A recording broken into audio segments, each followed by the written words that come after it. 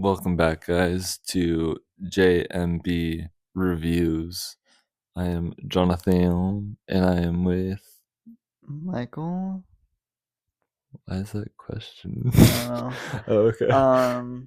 Anyways, we're back and we are reviewing The New Year's That Never Came, Yep.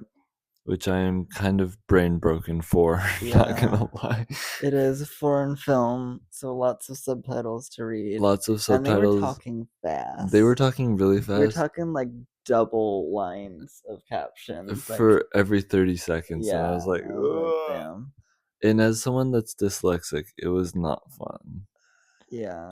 I've managed to keep up with it, and you didn't have to really tell me any major plot points that like I missed or anything, which was nice. So that was kind of like a boost. But I feel like a car train just hit me, you know, Yeah, I a mean, car and a train. I should I was specify. getting kind of tired, at least at the start when I wasn't quite invested in the story. So, like, it was just kind of hard to follow. That's fair. But, it was really interesting. It was about wait, what country was it about? Hang I on. want to say Romania, It was but I could be wrong. Romania in 1989 when the communist regime was about to collapse. Yeah. Is when it's set. Mm-hmm. And it follows like probably like what 4 different characters, Yeah. kind of all at once, just hopping between storylines, which was really confusing at the start. Yeah. We Well, started the especially movie. since they didn't introduce any of the characters. Yeah, You just we started the flow movie right and in. it was just right into some conversations. Yeah. And it's hopping between characters, and it's a very like drab and boring looking movie, which is purposeful because that's what the climate and also just like the atmosphere of the country at the time was. Yeah. But because it was like drab and boring and also just jumped right into conversations and you had to read the subtitles, I was kind of out of it at first. I was like, Yeah. okay, what is going on? Like, I'm kind of confused, Yeah. having a hard time focusing. I drifted off and was daydreaming for like a minute there. That was After me about every the 30 first 20 minutes, seconds. I was like, what are we doing? Yeah, literally. And then the story actually started to get good. Mm-hmm.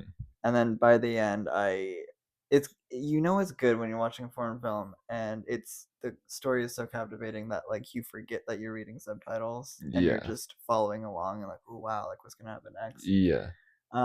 That's where I got at the end. Yeah. So I thought it was really good. It really like kind of started to pull you in. Yes. For sure.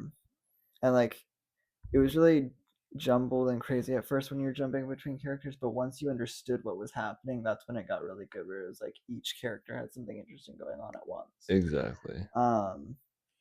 So you're following like two guys who are trying to escape across the border, Mm-hmm. and then you're following this Like family. this family where a kid accidentally like wrote a letter that and To mailed it. Santa.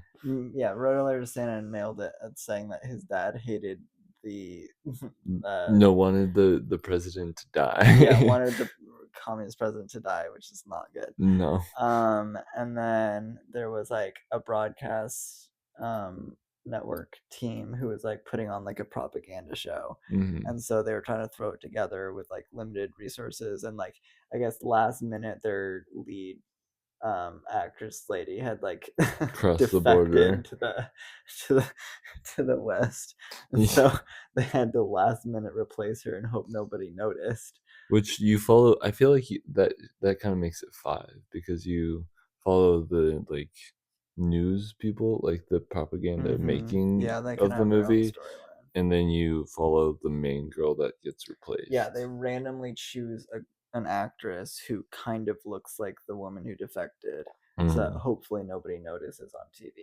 Yeah. To try to do the big propaganda show. Which then you follow her and see her whole Yeah. thought process and stuff. And it's interesting because it starts off very dark Mm-hmm. and brooding, and obviously that's kind of what everyone would be feeling. Yeah. But then like I think it did a really good job because it's classified as a comedy, and I was like, I went into it thinking like, oh, it's gonna be a comedy, and it was very much not a comedy. I was like, Yeah. oh, this is very dark. Yeah. And then it kind of was a comedy at the end because it really did a good job of like showing how ridiculous the communist regime was. Yeah. Where it had gotten to the point where every single citizen hated the government, but they were all afraid of each other. So they were all living crappy lives with a terrible government that they all secretly hated, but no one was allowed to say it.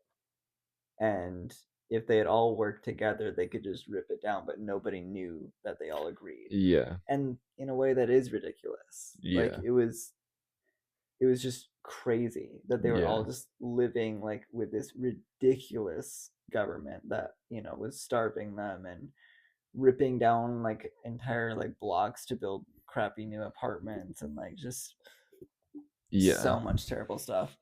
And so it found a way to like kind of poke fun at like the ridiculousness of living with such a horrible government that everyone hated. Yeah. And that should never have been in power. Yeah. Because no one agreed with it in reality, but they all had to fake agree with it. And like, like it is ridiculous. And I think that it did a good job of actually pointing that out.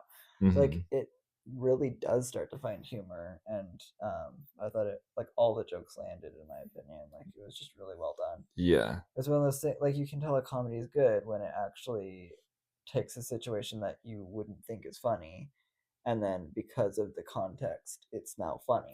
Yeah. That's when it's actually clever comedy, and this did that really well. Yeah. That's the other person we forgot to mention. Is the last person that we followed was like older woman that was having to move out of her house because they were about to demolition that like block of houses or whatever.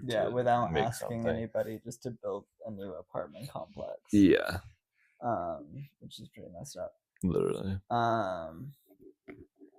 Anyway, it was really well done. I wouldn't say that like I wasn't impressed by like cinematography or like the music or like I thought the direction was fine. Like I wasn't blown away with a lot of the elements, but I thought the acting was really well done. Agreed. And I thought the story was really good. I would agree. And I think it really stands on that. Yeah. But don't expect like any kind of like really good like filmmaking flair. It's not revolutionary. It's very, you get what you get. But there's some really clever dialogue, a really good story, and it's well put together. For sure. So yeah, I would definitely recommend. Definitely would. 4 out of 5 for me. Yeah, same. It's a good movie. I very much appreciated it. But even though I felt like death afterwards. Well, and that's okay. That is okay. But anyways. We will be back with more reviews from the Palm Springs Film Festival. Oh my god. Bye. Oh my god. We should probably watch these and make sure they're not really cringe.